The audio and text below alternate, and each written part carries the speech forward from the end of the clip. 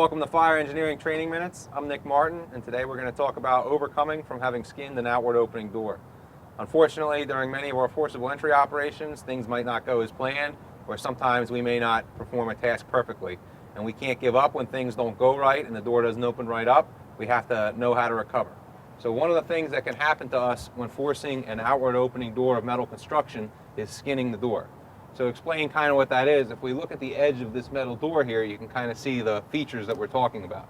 The door, when it's manufactured, is basically folded together, and that results in a seam on the sides of the door. The seam might either be on the inside edge, the outside edge, or in the middle. But what can happen is if the firefighter places the adze, or the fork really, at a position where the tool is not completely at the back of the door, is not totally up against the door stop, and we begin to exert either leverage up or down or in or out, you can see what happens. This outer edge will begin to separate from the back edge of the door. And the more we continue to do this, the further we're going to begin to go into the door. And if we either ignore this or this goes unrecognized, what will end up happening as we force the door is that this tool will end up inside between the two layers of the door rather than being all the way behind the door. And we all know to get our power position, forcing an outward opening door, we want that adze behind the door buried up to the neck. So let's take a look over at this section of the door here, and what we're going to try and do is intentionally skin the door so that we can show how to recover from it. So Danny Doyle is here. He's going to be my axe firefighter, and we're going to see if we can mess this up and fix it.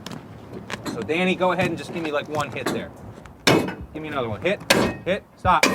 All right, so we're in a decent spot, but we're not all the way where we should be. I'm a little overzealous. I'm going to mess this up. I'm in the middle of the door, and I exert this downward motion. And if you notice, if you look inside here, you can see that the body of the door is beginning to completely separate from that back edge. And that if I'm going to continue working this, you can see how that adze is angling straight into the middle of the door rather than going back behind that door. We need to fix this. So I've recognized that this happened. I've recognized that it hasn't gone as planned, or I made an error.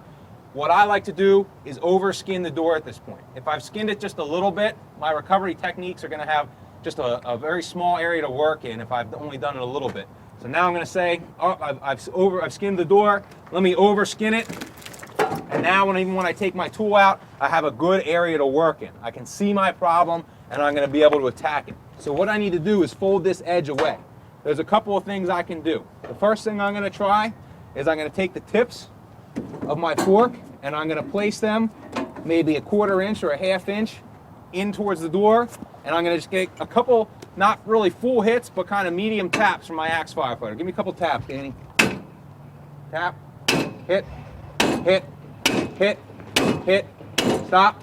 All right, now I'll take my tool out, and if you look here, you can see now that what those taps have done by being an inch or so in, as that metal went pushed in, it pulled the metal over from the edge, and now I have a good lip there, right? So if I have a really good lip, I might be able to slide my adze in. That's actually going to work right here. My adze is behind that lip, and I could work up and down and get behind that door.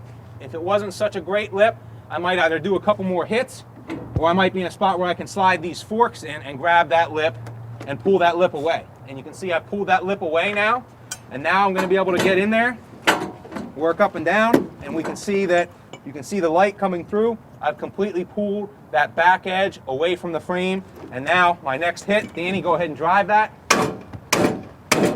Stop. We can now see we're in the appropriate position to force this outward opening door. I'm behind both edges of the door. I'm completely buried up to my neck, and I'd be able to exert my full power forcing the outward opening door. That worked well. One thing to consider if you've skinned the door, though, is that the easiest thing to do might be to choose a new spot on the door. But depending on your locks and where those locks are located and what else you might have already done, you may be required to continue in the spot where you've already started. So you have to weigh that. Do I want to recover from this technique or recover from this error? Or do I want to just pick a new spot where it hasn't yet been skinned and move on from there? So it's important when we have a challenge or an unexpected occurrence during our forcible entry that we know how to recover from it. And we can move on to plan B and get through the door. Thanks to our sponsors at Globe Manufacturing. I'm Nick Martin, and thanks for watching Fire Engineering Training Minutes.